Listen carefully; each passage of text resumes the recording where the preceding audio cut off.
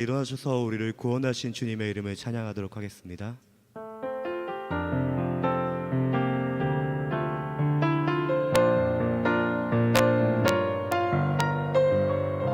함께 고백합니다. 내 하나님 서신 발 앞에 무릎 꿇고 경배하리. 큰 권능과 영광이 가득한 내 아버지 계신 이곳 하나님의 그 크신 사랑이 우리 죄를 사하셨네. 어린 양의 보혈의 은혜로 나 담대히 나아가리.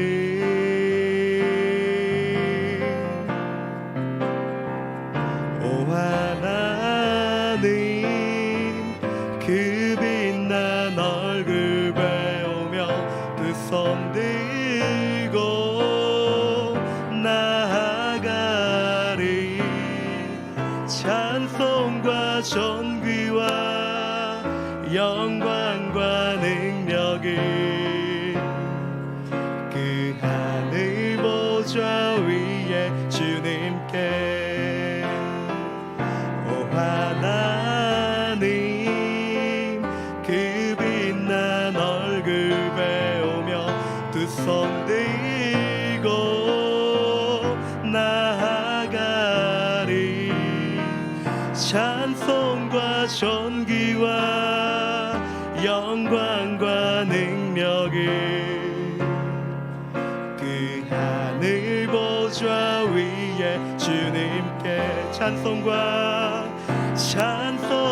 존귀와 영광과 능력이 그 하늘 보좌 위에 주님께. 우리 그 주님께 영광의 박수 올려드립시다. 아멘. 네, 우리를 오라 하시는 주님의 이름을 함께 찬양합시다.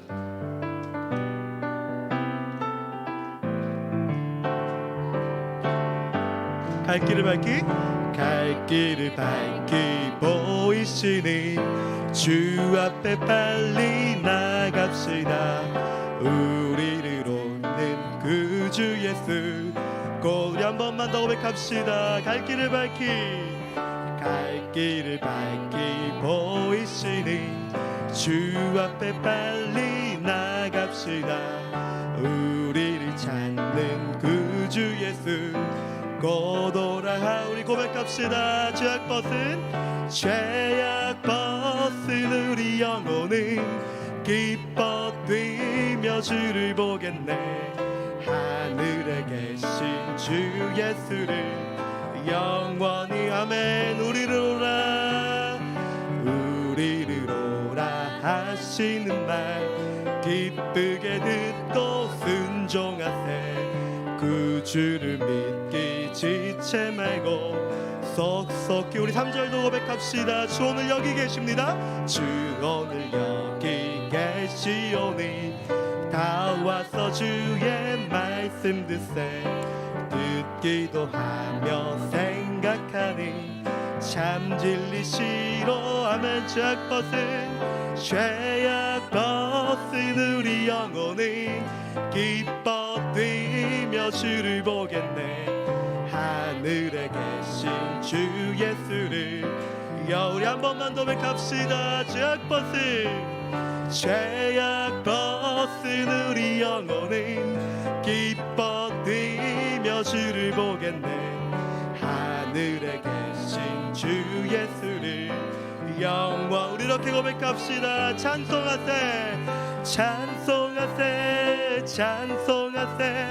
주님 나를 구하셨나면. 찬송하세 주가 구원. 한 번 더요. 찬송하세 찬송하세 찬송하세 주님 나를 구하셨네. 찬송하세 한 번만 고백하면 좋겠습니다. 찬송하세 할렐루야 찬송하세 찬송하세 주님 나를 구하셨네. 아멘. 찬송합니다. 찬송하세 찬송하세 주가 구원하셨네. 우리 구원하신 주님 찬양합니다. 우리 함께 자리에 앉으셔서 그 선하신 주님을 계속하여 찬양하겠습니다.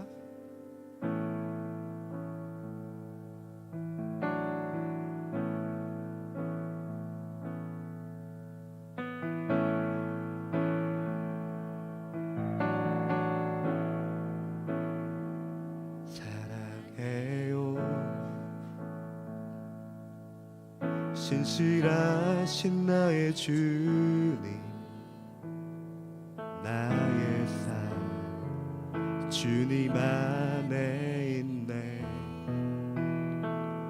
눈을 뜨는 아침부터 나 잠들기까지 오 선하신 주를 노래. 우리 한 번 더 고백합시다. 사랑합니다 주님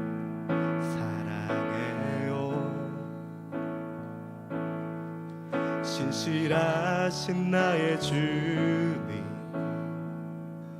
나의 삶 주님 안에 있네. 눈을 뜨는 아침부터 나 잠들기까지 오 선하신 주를 노래하리. 우리 그 주님을 이렇게 찬양합시다. 신실하신 나의 주님 나의 삶을 인도하셨네.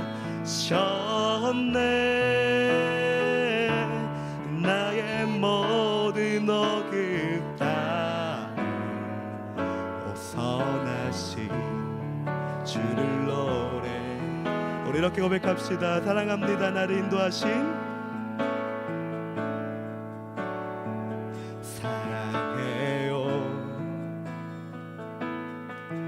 나를 인도하신 주님 고난 중에도 나와 함께 하셨네.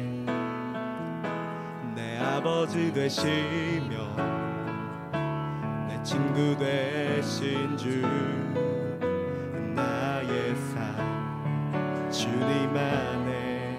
우리 그 주님 이렇게 찬양합니다. 신실하신 나의 주님 신실하신 나의 주 나의 삶을 인도하셨네. 나의 모든 어긋 다 오 선하신 주를 우리 그 신실하신 주님을 한 번만 더 찬양합시다. 주님은 신실하십니다. 신실하신 나의 주 나의 삶을 인도하셨네. 나의 모든 어긋 다 오 선하신 주를 노래. 우리 이렇게 고백합시다. 주님의 선하심이 우리를 인도하십니다. 주님의 선하심이 날 인도하시네. 주님의 선하심이 날 지켜주시네. 주께 엎드려 나의 모든 삶 주님께 드리네. 주님의 선하심이 나를 마지막으로 한 번만 더 고백합시다. 주님의 선하심이 날 인도하시네. 주님의 선하심이 날 지켜주시네. 주께 엎드려 나의 모든 삶 주님께 드리네. 주님의 선하심이 날 인도하시네. 아멘. 신실하신 나의 주님, 나의 삶을 인도하셨네. 나의 모든 어긋 다 선하신 주를 높. 우리 마지막으로 백합시다. 주님은 선하십니다. 신실하신 나의 주, 나의 삶을 인도하셨네. 나의 모든 어긋 다 선하신 주를 높. 우리 그런 주님께 이렇게 고백합시다. 모든 것이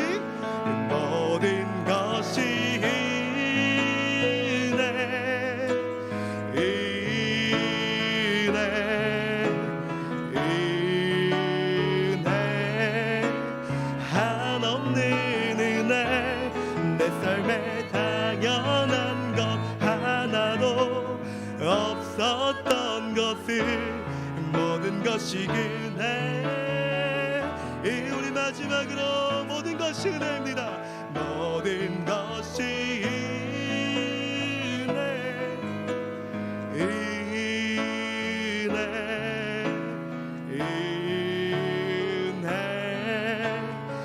한없는 은혜.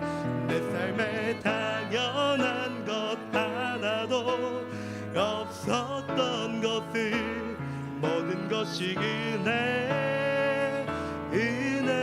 모든 것이 은혜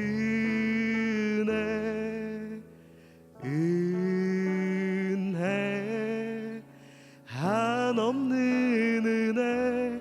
내 삶에 당연한 것 하나도 없었던 것을 모든 것이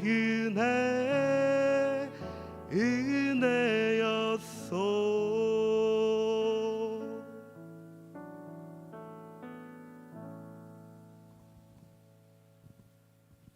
지금도 신실하심으로 우리의 삶을 주관하시는 하나님의 이름을 높이며 온 마음과 다해 찬양과 경배를 드립니다.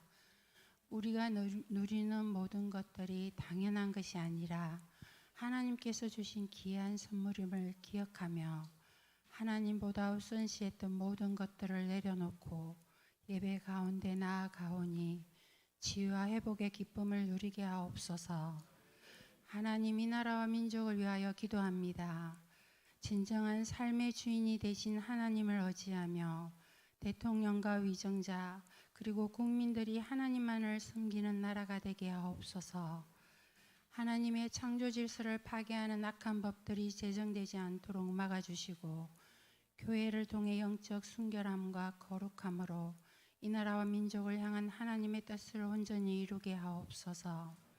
세계에서 유일하게 분단의 아픔을 겪고 있는 한반도를 긍휼히 여기사 다시는 피 흘림이 없는 복음적 평화 통일이 이루어지도록 역사하여 주시옵소서.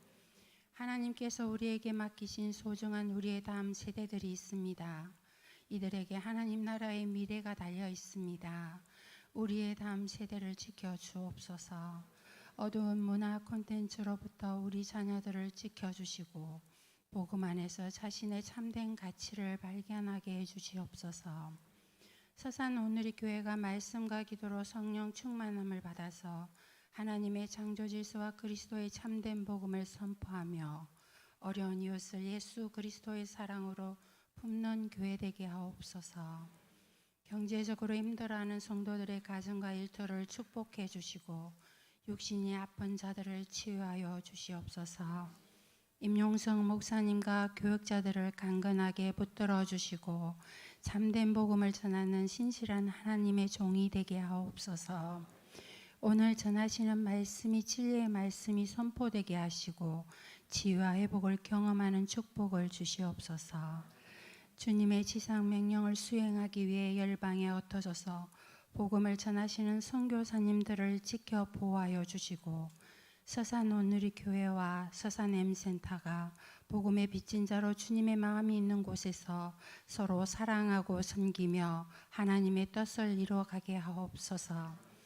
예배를 섬기는 손길들을 기억하시고 은혜 베풀어 주실 줄 믿사오며 우리를 사망에서 생명으로 구원해 주신 예수님의 이름으로 기도합니다.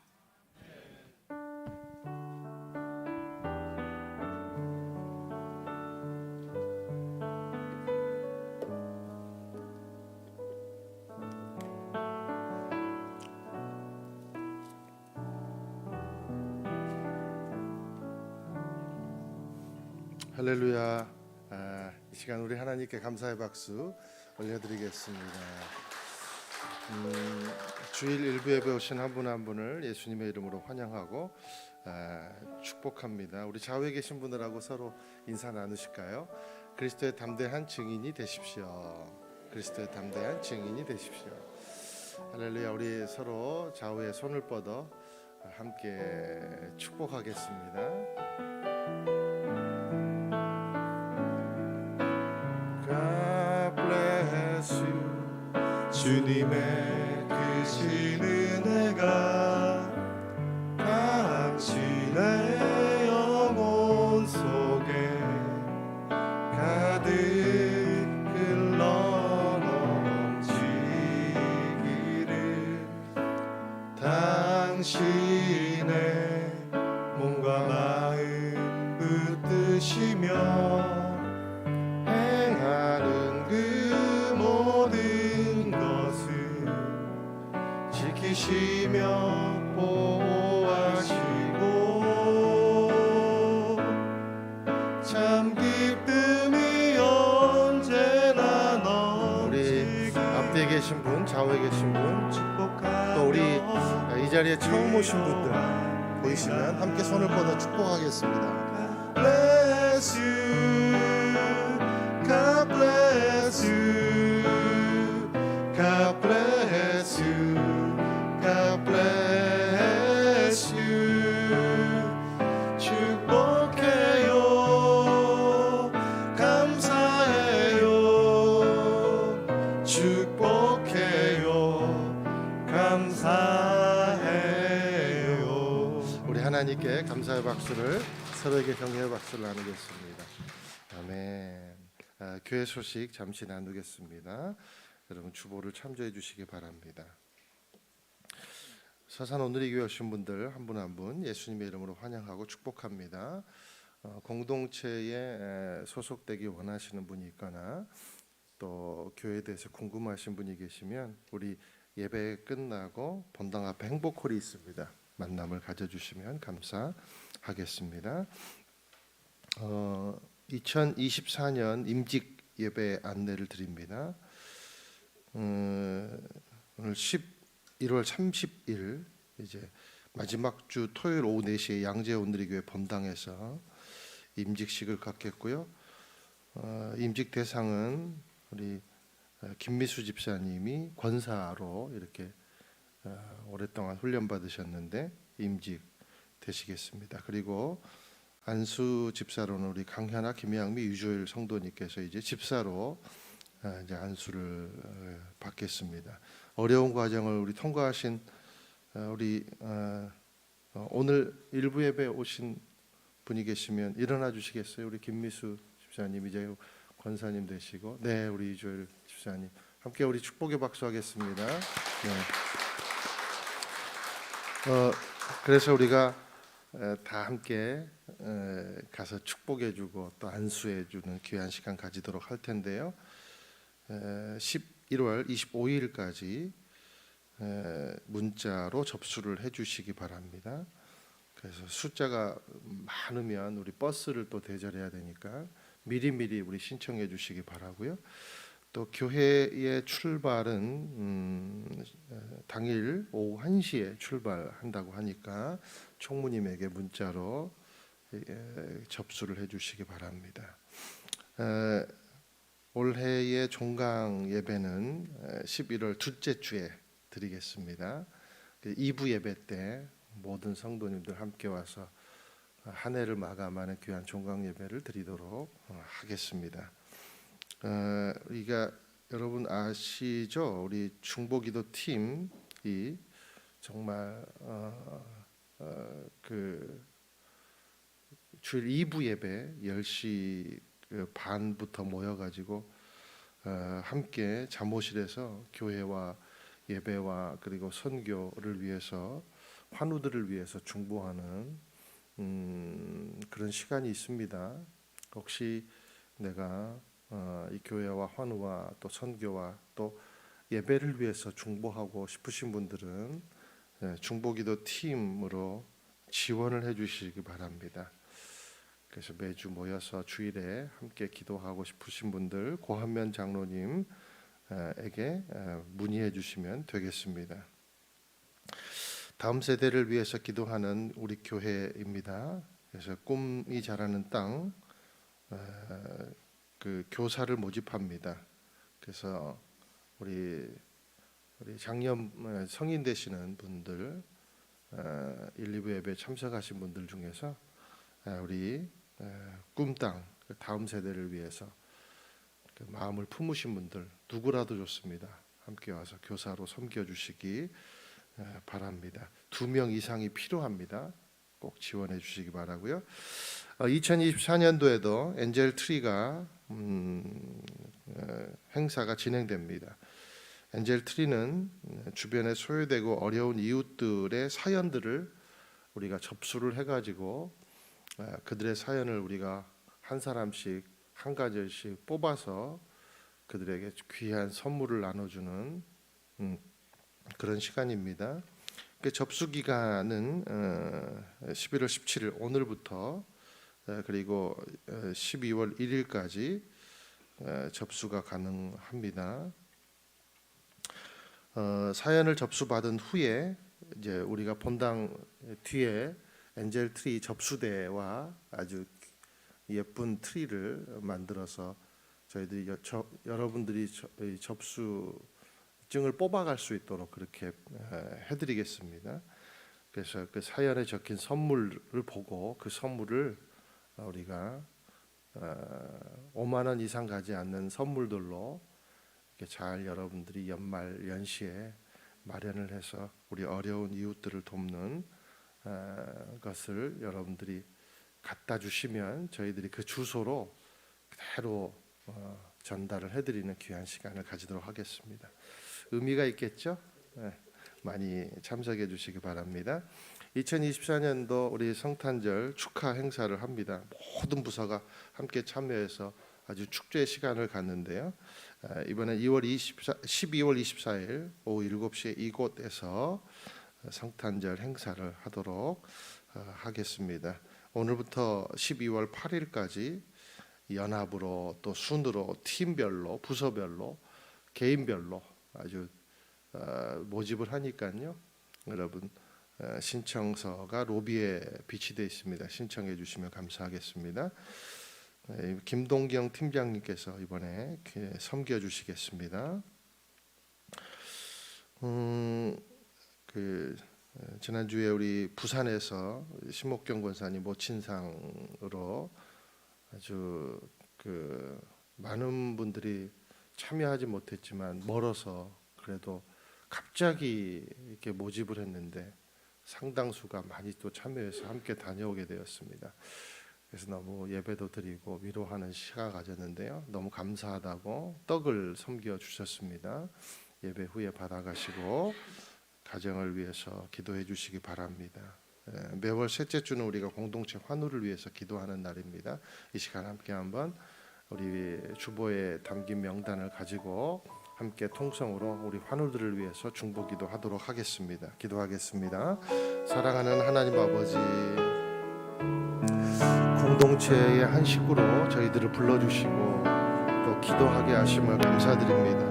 우리 김샤론 성도의 정신적인 아픔, 또 육체적인 아픔 고쳐주시고 나약한 모든 육신을 일으켜 세워주옵소서.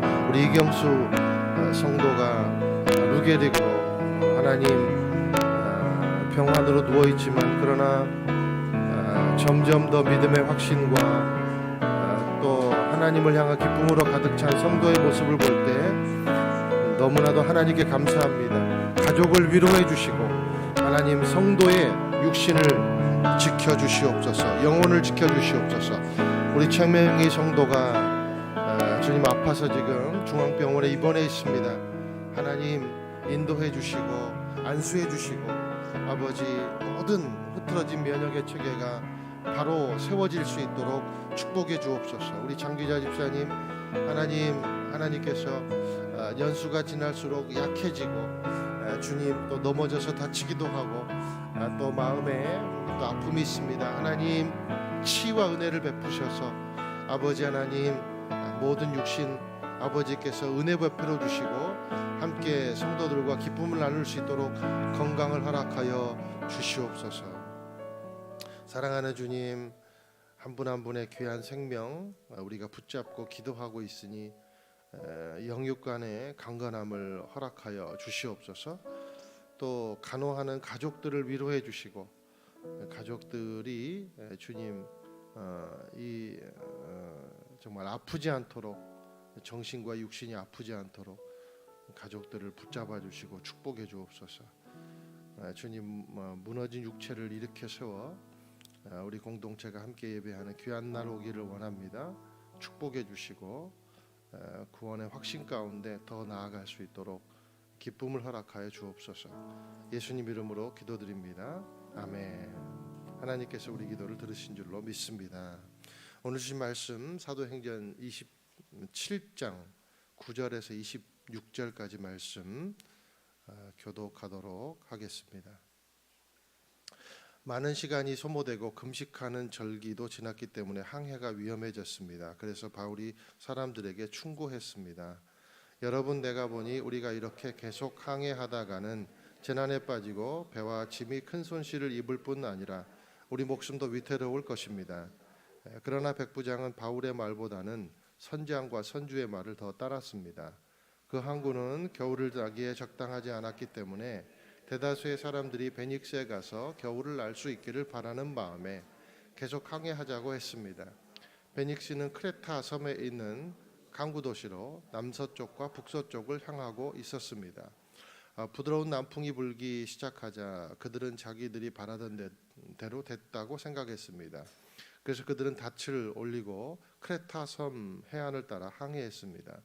그런데 얼마 지나지 않아 그 섬으로부터 유라굴로라는 태풍이 불어 닥쳤습니다. 배가 폭풍에 휘말려 방향을 잡을 수가 없었습니다. 그래서 우리는 배가 가는 대로 내맡기고 표류하다가 가우다라는 작은 섬 아래쪽을 따라 지나면서 간신히 거룻배를 바로잡을 수 있었습니다. 선원들은 그 배를 끌어올리고 아래로 밧줄을 내려보내 선체를 둘러 맸습니다. 그대로 가다가는 배가 스리디스 해안의 모래 언덕에 처박힐까 두려워 그들은 닻을 내려 배가 표류하게 했습니다. 우리는 폭풍에 몹시 시달리다 못해 이튿날에는 선원들이 짐을 바다에 던져 넣기 시작했습니다. 3일째 되는 날에는 선원들이 배의 장비들을 자기 손으로 내던졌습니다. 여러 날 동안 해와 별도 나타나지 않고 모든 소망을 포기했습니다. 사람들이 오랫동안 아무것도 먹지 못하고 있는 가운데 바울이 일어나 그들 앞에 서서 말했습니다. 여러분, 크레타 섬에서 항해하지 말라는 내 충고를 들었더라면 이런 타격과 손실은 입지 않았을 것입니다. 그러나 이제 내가 여러분에게 당부합니다. 여러분 가운데 아무도 목숨을 잃지 않고 배만 손상될 것이니 안심하기 바랍니다. 어젯밤 내 하나님 곧 내가 섬기는 하나님의 천사가 내 곁에 서서 바울아 두려워 마라. 내가 마땅히 가이사 앞에 서야 한다. 그래서 하나님께서 너와 함께 항해하는 모든 사람들의 생명을 내게 맡겨 주셨다라고 했습니다. 그러니 여러분 안심하십시오. 나는 하나님을 믿으니 내게 말씀하신 대로 이루어질 것입니다. 그러나 우리는 밀려서 어느 섬에 닿게 될 것입니다. 아멘. 바울이 가이사랴에서 재판을 받을 때 그가 가이사에게 상소를 했습니다. 그래서 베스도는 이 상소를 로마 시민인 바울의 상소에 따라 받아들일 수밖에 없었습니다.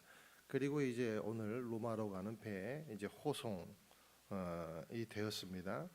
그래서 이제 오늘 이 배를 탔는데 선주와 선장 그리고 백부장 율리오의 잘못된 판단 때문에 극심한 풍랑을 이제 만나게 됩니다. 그리고 14일간 이제 표류를 하게 되는데 이 사건을 보면 쭉 끝까지 우리 보면 마치 한 편의 블록버스터 영화 같은 그런 인상을 줍니다. 자, 우리 그 멜 깁슨이라는 배우가 패션 오브 더 크라이스트라는 거 만들었잖아요. 그죠? 그런데 그 얼마나 감명 깊습니까? 마치 이 주제를 오늘 이 주제를 가지고 영화를 만들어도 좋겠다 그런 생각이 들어요. 그만큼 절제절명의 위기 가운데서 바울의 기지와 또 하나님의 도우심이 돋보이는 그런 이야기가 바로 오늘의 이야기입니다. 6절에 보니까 바울이 탑승한 배 이름이 나옵니다. 그 배 이름이 알렉산드리아호라고 기록이 되어 있습니다. 이게 이름대로 이 배는 알렉산드리아에서 왔을 것이고 그리고 곡물을 운반하는 배였습니다. 당시 애굽은 곡창지대였고 이제 거기서 나오는 곡물이 이렇게 선박을 통해서 배를 통해서 로마로 이렇게 공급이 되는 그런 일들이 있었습니다. 근데 당시 이제 가이사랴에서 바울이 있는 가이사랴에서 로마로 가는 직항 배가 없었는지 지금의 트리키에 속한 아드라무테노라는 배를 타고 갔다가 이 곡물 운반선인 알렉산드리아호로 이렇게 이제 탄 겁니다. 자, 그런데 이 배가 중간에 심한 바람을 만났고 그리고 그 바람의 영향으로 지연되고 또 지연돼서 그러니까 느릿느릿하게 항해해서 결국 이제 정박된 곳이 미항이라는 연안이었습니다. 자, 정박한 이들이 바람이 바뀔 때까지 기다리는 게 옳은 순서였을 텐데 선주와 선장은 무엇이 급했는지 항해를 강행하자 이렇게 제안을 한 것입니다. 그리고 율리오는 이 주장을 받아들였습니다. 그런데 이 때가 항해하기에는 얼마나 어려운 때인가 이것이 이제 9절에 나타나고 있습니다. 9절 한번 읽겠습니다. 시작. 많은 시간이 소모되고 금식하는 절기도 지났기 때문에 항해가 위험해졌습니다. 그래서 바울이 사람들에게 충고했습니다. 여기 보니까 금식하는 절기도 지났기 때문에라고 기록하고 있어요. 다소 뜬금없는 절기 정보가 나오는데 이 표현은 뭐냐면 지금 이때가 항해를 하기에는 굉장히 무리인 때다. 이것을 나타내주기 위한 정보입니다. 자, 이 당시에는 9월 중순부터 11월 초순까지는 항해하기에는 매우 위험한 때로 알려져 있었습니다. 게다가 이제 11월이 지난다고 해도 이제 10월 중순부터 11월 중순까지가 위험한 기간인데 11월 중순이 또한 지난다 해도 겨울이 다 하기까지 그러니까 1월이 오기까지는 항해하긴 위험한 때이므로 기다리는 게 훨씬 더 안전한 선택이다라는 거죠. 그런데 금식절기가 10월 5일 즈음이었기 때문에 항해하기에는 매우 어렵다. 왜냐하면 9월 중순부터 11월 초순까지는 힘들다 그랬잖아요. 그런데 이 금식절기는 10월 5일쯤이 됐으니까 한참 위험한 때다. 이제 이 말을 하기 위해서 이 누가는 금식하는 절기도 지났다 이런 정보를 우리에게 주고 있는 겁니다. 그래서 이제 탑승 때부터 백부장 율리오라는 사람이 바울에 대해서 굉장히 호감을 가졌는데 이 바울이 이제 이런 이제 제안을 하는 거예요. 이 선주와 선장과 율리오 앞에서 그 제안을 한번 들어보시겠습니다. 10절부터 11절 읽겠습니다. 시작. 여러분, 내가 보니 우리가 이렇게 계속 항해하다가는 재난에 빠지고 배와 짐이 큰 손실을 입을 뿐 아니라 우리 목숨도 위태로울 것입니다. 그러나 백부장은 바울의 말보다는 선장과 선주의 말을 더 따랐습니다. 자, 바울이 이렇게 강력하게 조언할 수 있었던 이유가 있습니다. 그것은 뭐냐면 그가 1차, 2차, 3차 전도 여행까지 끝낸 사람이잖아요. 그러니까 얼마나 많은 항해를 했겠습니까? 각국을 다 돌아다녔어요. 그죠? 그러면서 그가 폭풍과 조난에 대해서 해박한 지식과 감각을 갖고 있었습니다. 그래서 아주 센 강도로 조언을 지금 한 겁니다. 그런데 백부장 율리오는 초라한 미항보다 더 넓고 좋은 조건을 가진 항구인 베닉스라는 곳에 물이라도 해서 좀 가서 편안히 있자라는 그런 선주와 선장의 말에 손을 들어 주었던 것이죠.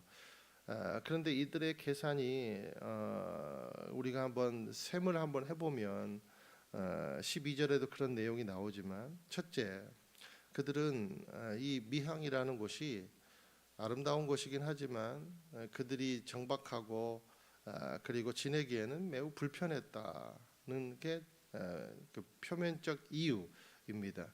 환경을 중요시한 나머지 오히려 더 좋지 않은 환경으로 이들은 빨려 들어갈 것에 대해서 전혀 지금 모르고 있는 것이죠.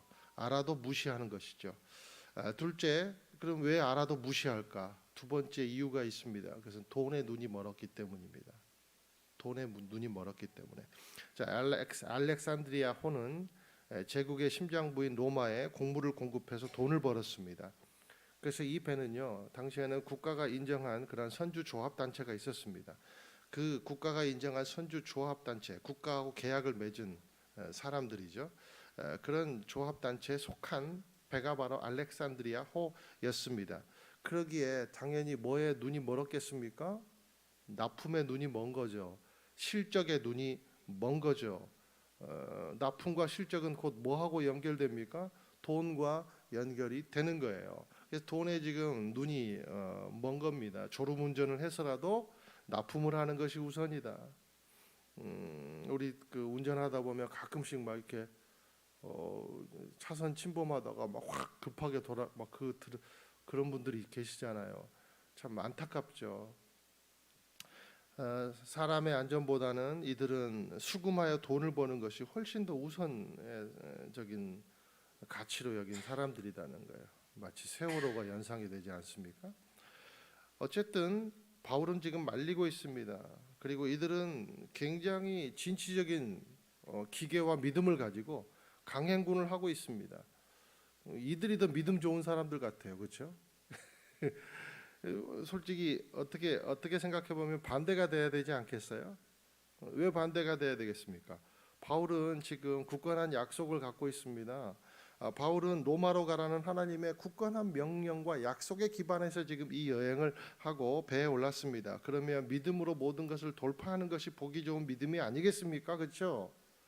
하나님 도와주시는데, 그리고 난 로마에 가서 빨리 전도해야 되는데 가이사에게 나는 하나님의 복음을 전파해야 되는데 그런 하루라도 빨리 복음을 전하고 싶어 하지 않겠습니까? 그래서 돌파를 하는 것이 더 오히려 바울에게 어울리는 그런 믿음처럼 보이는 것이죠. 그런데 바울은 강력한 믿음보다는 시간이 걸리더라도 자연에 순응하는 쪽을 더 택했다라는 거죠. 왜요? 사명도 중요하지만 제수를 포함해서 수많은 생명들이 거기 같이 탑승하고 있기 때문이에요.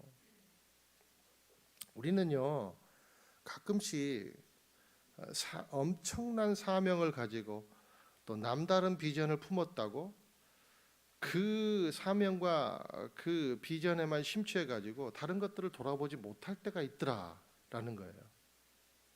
이 바울이 얼마나 균형 잡힌 사람인지를 우리가 알 수가 있는 거죠. 한마디로 막무가내식 믿음이 있다라는 겁니다. 마치 선주와 선장이 돈에 미친 것처럼 우리도 직진에 미치고 밀어붙이기에 혈안되어 있는 믿음이 있을 수 있다라는 거예요. 기다림이 없는 신앙이 있다라는 거예요. 근데 저는 이 그 세리 위에 떠도는 아주 좋은 명언이 있다고 생각합니다. 그 명언은 뭐냐면 약은 약사에게 진료는 의사에게. 얼마나 훌륭한 명언인지 모르겠어요. 이것이 건강한 믿음이라는 거예요. 하나님은 의사도 예수님 믿게 하셨어요. 그리고 의사 사명 잘 감당하게 합니다. 뭡니까? 아프면 의사에게 가라는 거예요. 그리고 믿음 있는 의사가 하나님의 능력을 입어서 또 더 좋은 효력을 나타낼 수 있다는 거죠. 그러니까 하나님은 현실에 지혜를 풀어 놓으셨다는 거예요. 그것을 사용하는 것이 오히려 건강한 믿음이라는 겁니다.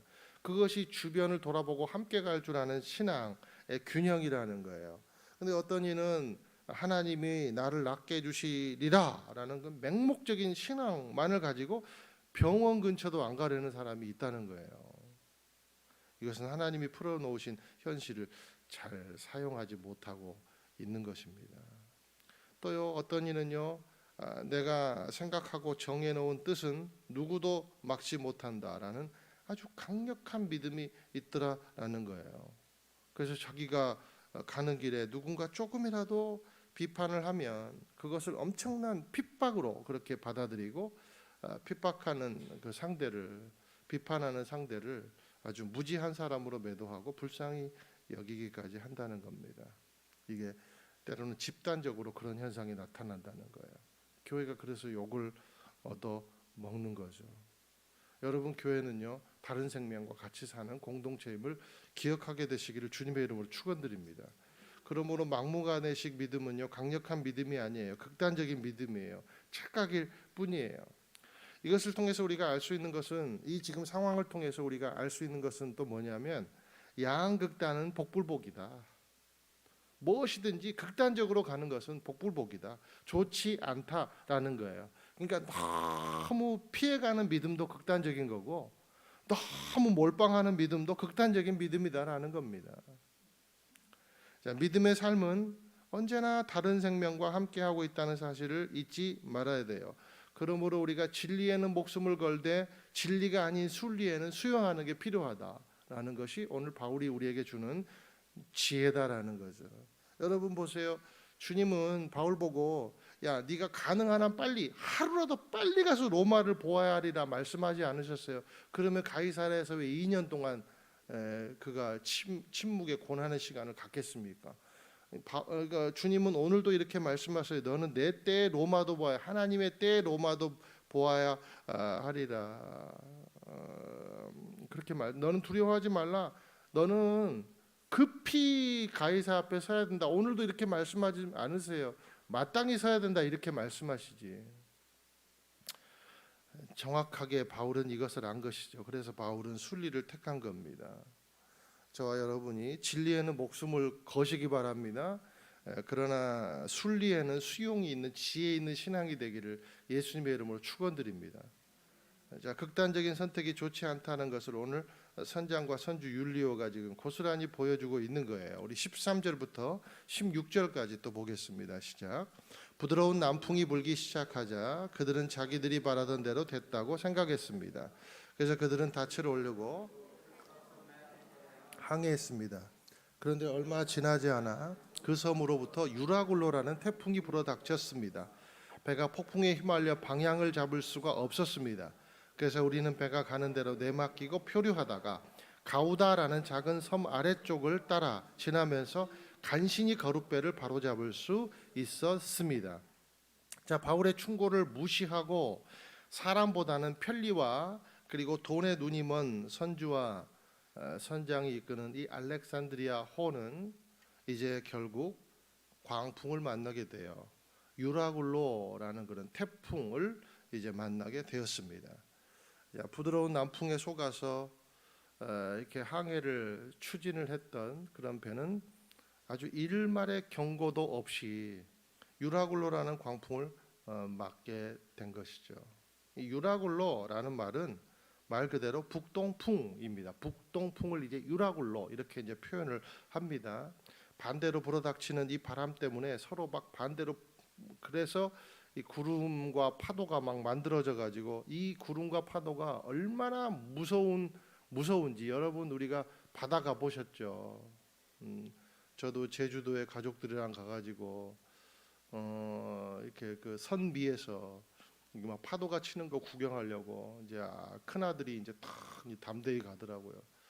저는 솔직히 가기 싫은데 이제 그래도 이제 남자 뭐 이런 이제 그런 게 있어갖고 나도 가서 구경할래 그래가지고 탁 가서 이렇게 이제 선글라스를 끼고 이제 바다 밑을 이렇게 보는데 와, 그 파도가 얼마나 무서운지요.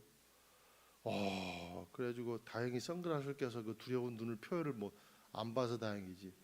얼마나 그냥 그 바를 붙잡고 겁에 질렸는지 모르겠어요. 야, 저기 한번 빠지면 끝이구나. 자, 근데 유라굴로 광풍이요 얼마나 이 선원들에게 그 이골이 난 선원들, 이게 얼마나 항해 지혜가 많았겠습니까? 경험도 많고 그런 선원들이요 이 북동풍 유라굴로를 원수 같은 바람이라 그랬대요. 그리고 미친 북동풍 이렇게 부르대요. 그래서 유라굴로 광풍 이렇게 이제 우리는 표현을 하는 겁니다. 자, 이 바람 때문에 이들이 닿고자 했던 그 환경 좋은 베닉스 항에 도착을 했어요? 못했어요? 못했다라는 겁니다. 그리고 이제 표류를 시작을 하는 겁니다. 이때부터 이제 14일 동안 표류가 시작이 된 거예요. 그래서 이 미항에서 보니까 이제 가우다섬, 미항에서 약 37km 정도 떨어진 곳으로 알려져 있습니다. 자, 이곳에서 일시적으로나마 이 가우다섬에서 바람을 피할 수가 있었어요. 그래서 급한 나머지 이제 이게 물이 가득 차 있는 거룻배, 당시에는 이렇게 거룻배가 뭐냐면 구명보트예요. 구명보트에 이제 질질 끌고 다니니까 이제 그 물이 많이 찼을 거 아니에요. 그래서 그것을 배 위로 끌어올려 가지고 이제 줄을 묶는 그런 이제 그 물도 비워내고 줄을 묶는 꽁꽁 묶는, 왜냐하면 조난 당하면 그 구명보트 사용해야 되니까. 그래서 그것을 이제 간신히 이제 줄을 묶는 작업을 했습니다. 바울도 누가도 그리고 함께 갔던 신실한 아리스타고도 물집이 잡힐 때까지 아마 밧줄을 끌어당겼을 거예요. 여러분 그 상황을 상상을 해보세요.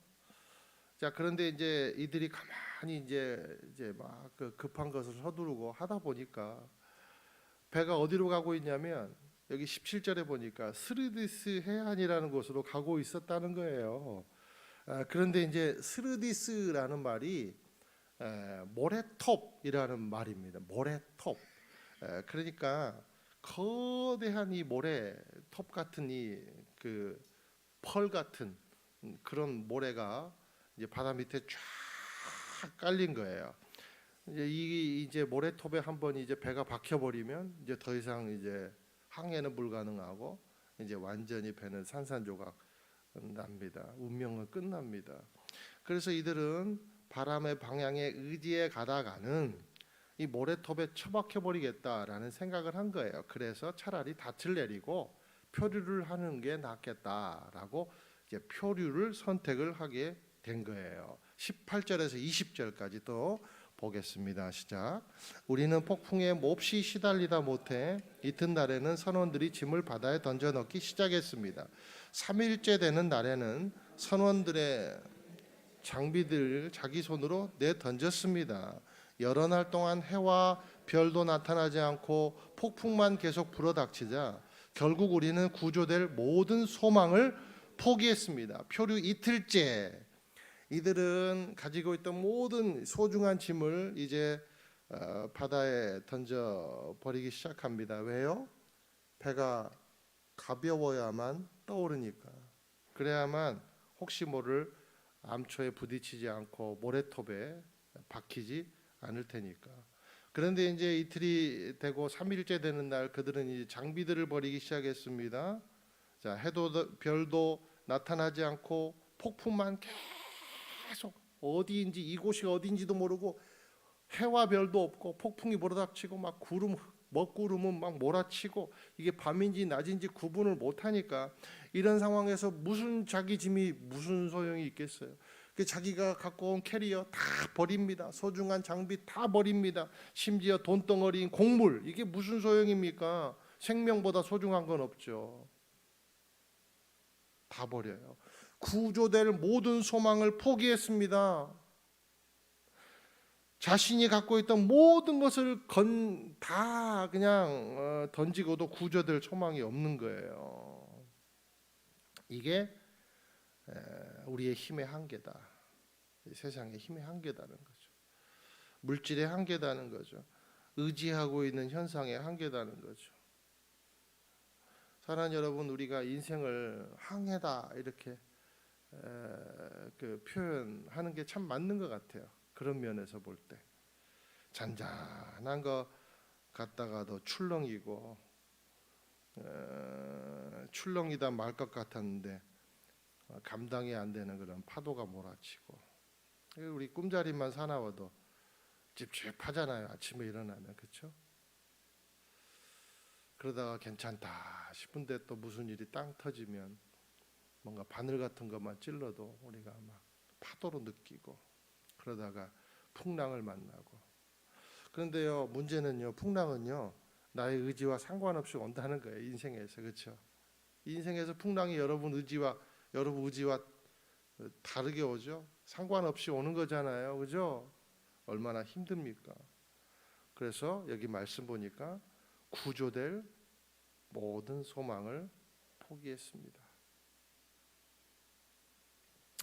자, 이들이 지금까지 믿고 있던 백부장이라는 포지션 생각해 보세요. 이들이 믿고 있던 백부장이라는 그 포지션, 고가의 선박, 그리고 그 선박의 주인이라는 명함, 그리고 거대 로마 정부와 맺은 계약서, 돈이 될 줄로 믿었던 그 층층이 켜켜이 쌓인 곡물 가마니들, 여러분 다 생각해 보세요. 이것 중에 무엇 하나 이들에게 소망을 줄 수 있는 게 있습니까? 하나도 없더라는 거예요. 하나도 없더라. 다 버려야 살 것들이라는 거예요. 결국에는 폭풍을 만나고 나서야 깨닫더라는 겁니다. 우리는요, 완악해서 바닥까지 가봐야 내 토대가 결국 이거였구나, 그때 알게 돼요. 평탄할 때는 우선순위가 뒤틀립니다. 뭐가 우선인지 뭐가 차선인지 평탄할 때는 몰라요. 무엇을 버려야 되고 무엇을 취해야 되는지 평탄할 땐 우리가 몰라요. 그게 여러분 평탄의 허점입니다. 나를 믿고 평탄만을 믿으면 우리는 결국 인생의 풍랑을 만났을 때 모래톱에 밟히는 인생 풍랑에 시달리다가 좌초되는 인생이 되더라라는 겁니다. 그러므로 사랑하는 여러분, 진짜 지혜는요, 버림에서 와요. 내려놓음에서 오더라라는 거예요. 근데요, 버리려면 못 버려요. 어떨 때 버릴 수 있는가? 바닥을 봐야 버릴 수 있더라라는 거예요. 바닥을 쳐야 튀어오를 수 있는 힘이 생기더라는 거예요. 그래서 여러분, 이런 말 있잖아요. 저 사람이 성공한 뒤로 교만해졌어. 성공을 하더니 저 사람 매우 불손해졌어. 사실은 그건 아니에요. 원래 잠잠해 있던 내면의 토대가 성공하니까 튀어오른 겁니다. 그때 드러난 거예요. 근데 없이 사니까 누르고 살았던 것뿐이에요. 힘이 없으니까 누르고 살았던 것뿐이에요. 힘이 생기면 바닥이 드러납니다. 자기 토대가 드러나는 거예요. 그러나 지혜로운 사람은 바닥을 제대로 치고 올라올 수 있는 사람입니다. 마치 개구리처럼. 우리가 인생의 풍랑을 만났습니까? 인생은요, 고난에서 열애인 사람은 아무도 없어요. 모든 인간은 고난에서부터 열애될 수 있는 인간은 아무도 없습니다. 누구든지 고난을 만납니다. 그럴 때 우리가 유익이 뭔가? 자신의 내면을 바라보고 내가 어떤 사람이었나를 깊이 생각해 보는 게 필요하다는 거예요. 그러면 자각이 거기서 일어나고, 그리고 일어나고 깨달은 만큼 튀어오를 수 있는 힘이 거기서부터 생기더라라는 거예요. 사랑하는 여러분, 믿음의 사람은 바닥을 만났을 때 절대 수장되지 않습니다. 모래톱에 처박히지 않습니다. 광풍에 수장되지 않고 무너지지 않아요. 나를 의지했던 힘이 다 빠지고 하나님을 의지해서 다시 일어납니다. 그것이 믿음의 사람인 줄 믿습니다. 또 그렇게 할 수 있도록 하나님은 우리를 도와주시고 나타나 주십니다. 끌어주십니다. 그러므로 우리 인생이라는 항해를 하고 있는 우리의 선장은 누구십니까? 하나님이라는 거예요. 하나님이 우리의 선장이라는 거예요. 22절, 그래서 26절, 또 44절까지 함께 쭉 한번 읽어보실게요. 시작. 그러나 이제 내가 여러분에게 당부합니다. 여러분 가운데 아무도 목숨을 잃지 않고 배만 손상될 것이니 안심하시기 바랍니다. 어젯밤 내 하나님 곧 내가 섬기는 하나님의 천사가 내 곁에 서서 바울아 두려워 마라. 내가 마땅히 가이사 앞에 서야 한다. 그래서 하나님께서 너와 함께 항해하는 모든 사람들의 생명을 내게 맡겨주셨다라고 하셨습니다. 그러니 여러분 안심하십시오. 나는 하나님을 믿으니 내게 말씀하신 대로 이루어질 것입니다. 그러나 우리는 밀려서 어느 섬에 닿게 될 것입니다. 이제 44절입니다. 마지막 절이에요. 시작. 남은 사람들은 널빤지나 부서진 배 조각을 붙잡고 나가도록 했습니다. 이렇게 해서 모든 사람이 무사히 육지로 구출됐습니다. 자, 보세요. 백부장, 선주, 선장. 자, 지금까지 폭풍을 만나기 전까지 이 사람들의 겉모습이 화려했어요. 주도권을 누가 잡았습니까? 백부장이 잡고 선주가 잡고 선장이 모든 주도권을 쥐고 있었습니다. 반면 죄수 바울은 초라합니다. 주도권이 없습니다. 그러나 인생의 폭풍을 만나니 완전히 반대가 되죠. 위기 때마다 바울에게 나타났던 약속의 하나님, 위로의 하나님이 나타나셔서 말씀으로 그를 늘 인도해 주셨기 때문입니다. 선장 되신 예수님이요. 물질에 의지했던 모든 사람은 다 쓰러졌는데 약속을 의지한 한 사람을 통해서 276명의 사람이 건진받는 놀라운 역사가 일어나더라라는 거예요. 죄수의 몸이지만 바울처럼 나이스하고 차분하고 확신에 차고 지금 유연한 인물이 어디 있겠어요 지금. 그렇죠? 믿음의 사람들, 이것이 믿음의 사람들의 품이라는 겁니다. 저와 여러분이 이 바울의 품위를 갖게 되시기를 주님의 이름으로 축원드려요. 이제 리더가 바뀌었습니다. 바울은 나중에요 이제 리더가 되어가지고 하나님의 이름으로, 지금도 하나님의 이름으로 말하고 있잖아요. 하나님이 이렇게 다 해주실 거라고 예언한 대로 됐어야 안 됐어요? 그대로 됩니다. 모든 것을 잃었지만 생명은 구원하는 역사, 하나님이 예언한 대로 그대로 됐습니다. 그래서 이들에게 나중에 그 바울은요 이들에게 하나님의 이름을 전하고 전도를 합니다. 그리고 놀라운 광경은 35절에 보니까요 이 죄수들과 276명의 이 사람들이 보니까 애찬을 해요. 하나님의 이름으로 애찬식을 막 가져요. 기이한 일이 벌어지더라는 거예요. 그래서 44절에 이렇게 해서 모든 사람이 무사히 육지로 구출됐습니다. 누가 한 거예요? 선장 대신 예수님이 하신 거죠. 저는 이 말씀 보면서 그렇구나. 우리는 어쩌면 몇 명의 의인 덕에 살고 있는지도 모르겠다. 여러분 아브라함 때문에, 그죠? 모세의 중보 때문에 여러분 어떤 사람이에요? 어쩌면 이 땅을 이끌어가는 사람은 하나님 외에 다른 것을 의지하는 수백억의 사람이 아니라 하나님을 의지하고 그 약속을 의지해서 살아가는 소수에 의해 보호받고 있는지도 모르겠다라는 거죠. 14일에 강력한 표류 끝에도 한 생명도 죽지 않고 살아난 기적의 중심에는 믿음의 소수가 있었구나. 선장 되신 예수님 따라가는 믿음의 소수가 있었구나. 저와 여러분은 어디에 속해 있습니까? 저와 여러분의 선장은 누구십니까? 인생의 바다에는 세월만큼 수많은 인생이란 선박들이 떠 있습니다. 저와 여러분은 그 중에 어떤 배를 타고 있습니까? 저와 여러분 때문에 사람들이 건짐을 받고 있습니까? 가정이 건짐받고 있습니까? 자녀들이 건짐받고 있습니까? 다시 한번 묻습니다. 저와 여러분은 어떤 사람입니까? 의인 덕에 살고 있는 사람입니까? 의인이 되어서 덕을 끼치는 사람입니까? 함께 이 시간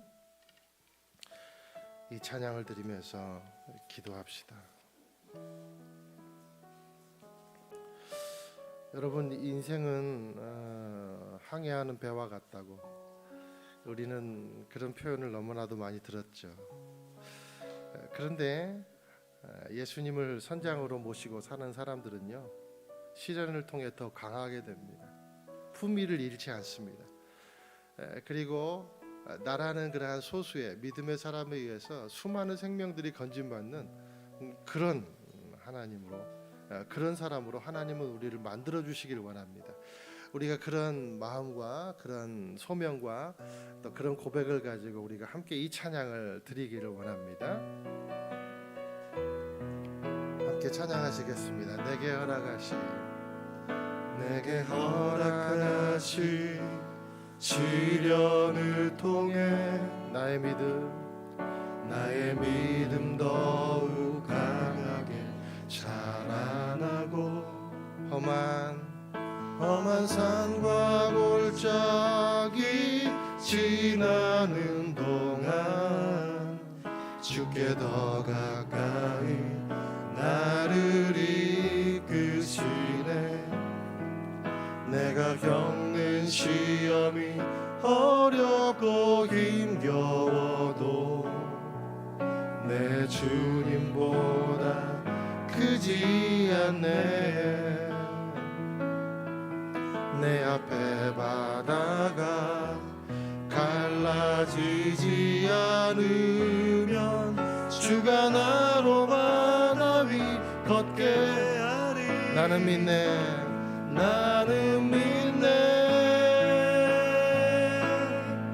주의 능력으로 내 삶 새롭게 되리.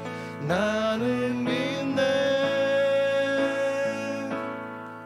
주의 능력으로 담대히 나가리라. 주와 함께 싸워 승리하리라.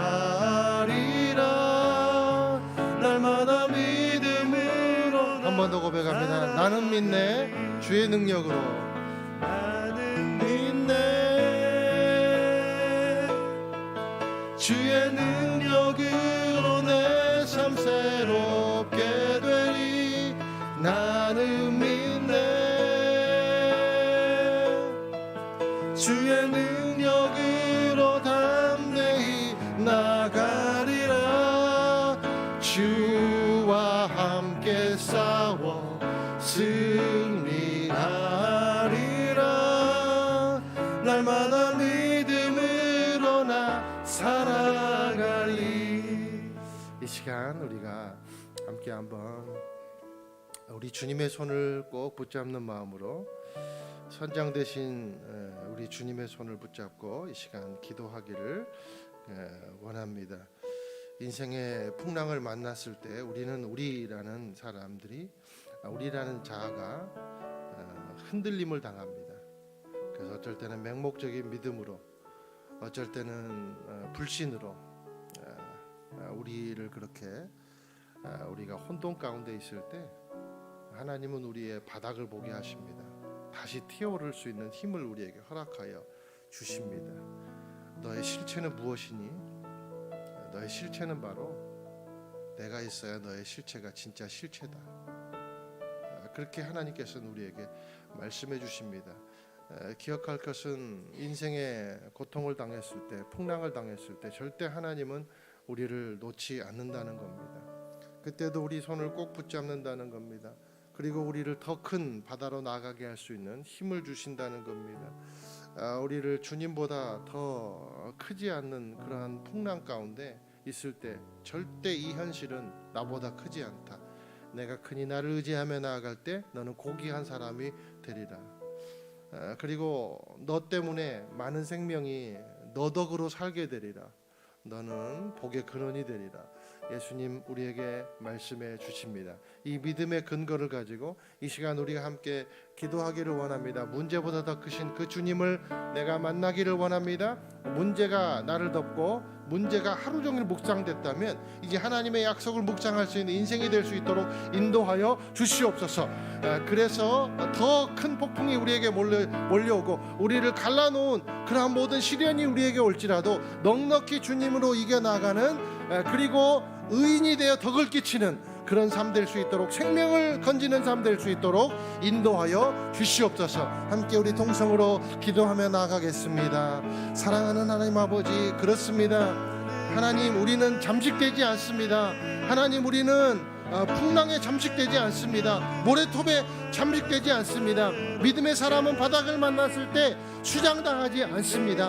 하나님 아버지, 믿음을 통해서 또 인생을 통해서 우리의 바닥을 볼 수 있게 하신 주님 오히려 감사와 찬양과 영광을 드립니다.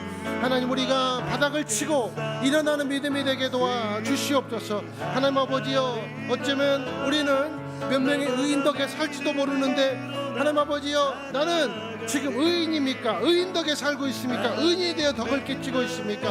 하나님, 내가 의인이 되어 아버지 나를 의인 삼아 주시고 나를 믿음의 사람으로 택해 주신 그 하나님의 능력으로 가정을 건지고 이 땅을 건지고 이 나라를 건지고 이 사회를 건져내는 아버지, 나의 직장을 건져내는 아버지, 나의 삶의 모든 주님께서 허락하신 그 지경을 건져내는 그러한 아버지여, 의인된 삶을 살 수 있도록, 의인다운 삶을 살 수 있도록 하나님 우리를 붙잡아 주시고 인도하여 주시기를 아버지 하나님 간절한 마음으로 소망하며 나아갑니다.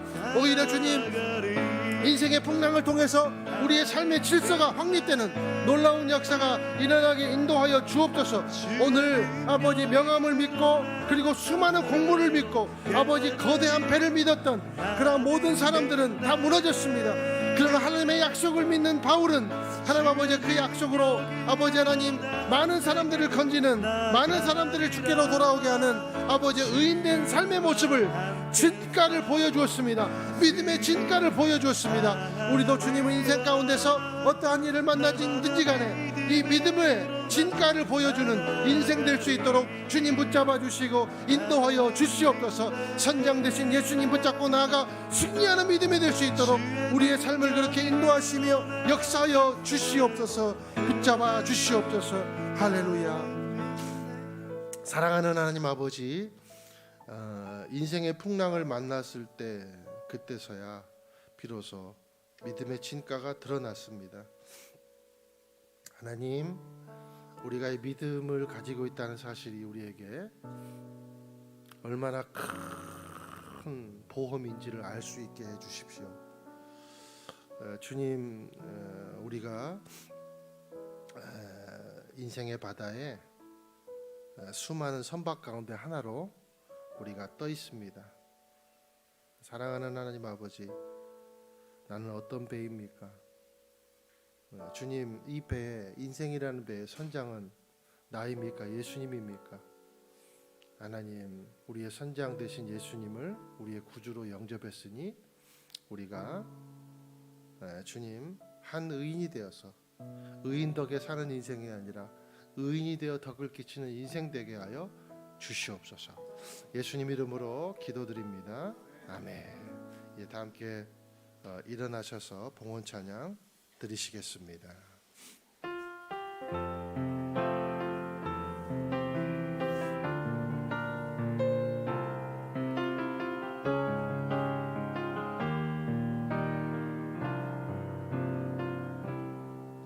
내 눈 주의 영광을 보내 우리 가운데 계신 주님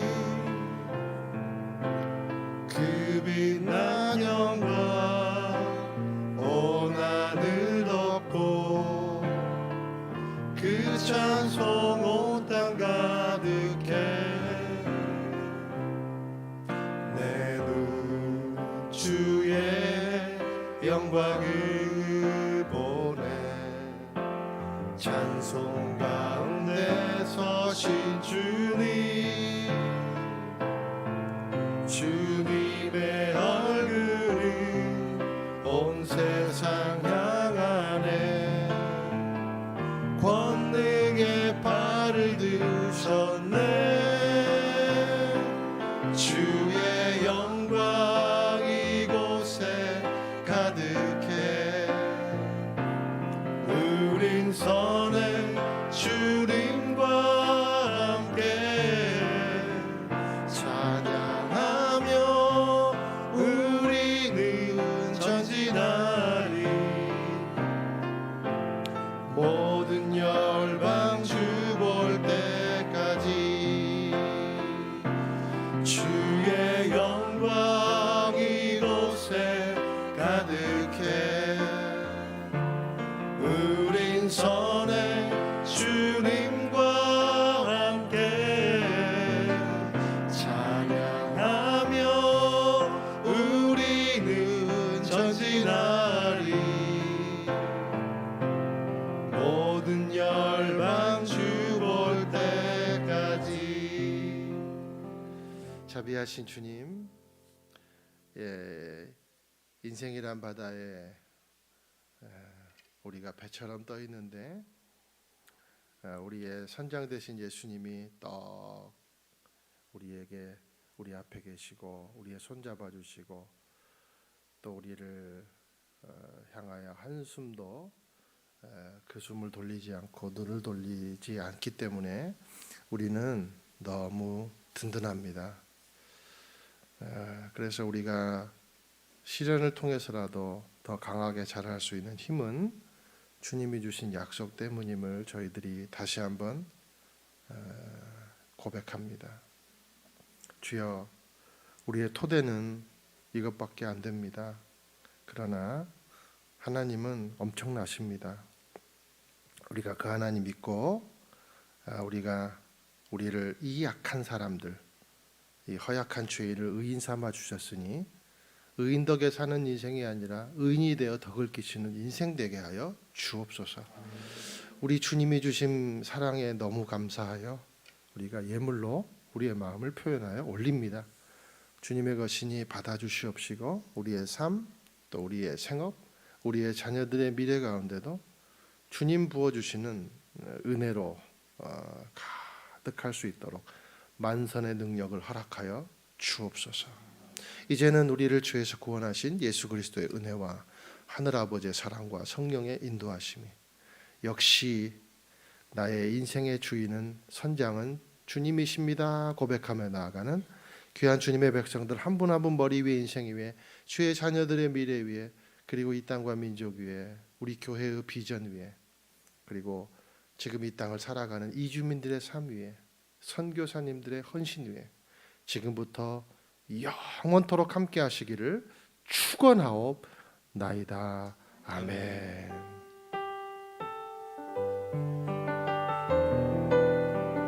다 함께 살아계신 하나님의 이름을 찬양합니다. 살아계신 주 나의 참된 소망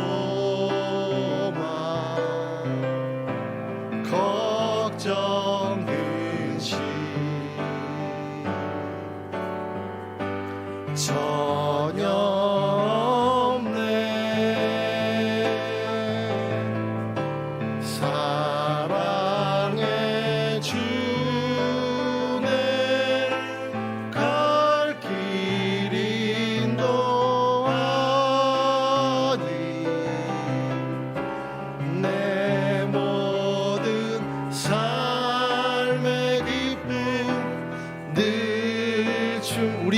오늘 승리의 길로 인도하신 하나님께 감사와 영광의 박수 올려드립니다.